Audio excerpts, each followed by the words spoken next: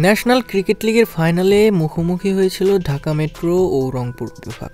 সিলেট আন্তর্জাতিক ক্রিকেট স্টেডিয়ামে এই ফাইনাল হয়েছে একেবারেই একপেশে। পুরো টুর্নামেন্টে অপরাজিত থাকা ঢাকাকে মাত্র ৬২ রানেই গুটিয়ে দিয়ে ৫ উইকেটের জয় নিয়ে শিরোপা উল্লাসে মেতেছে রংপুর বিভাগ।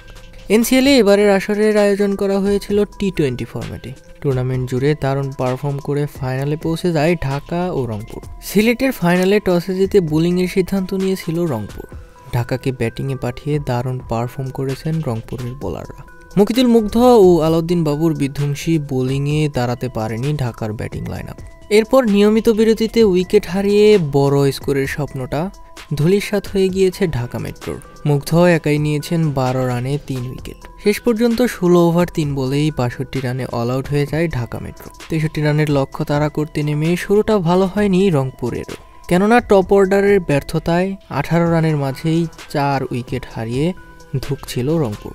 দ্রুত প্রতিপক্ষের ব্যাটারদের ফিরিয়ে লড়াইয়ের আভাসই দিচ্ছিলেন ঢাকার বোলাররা।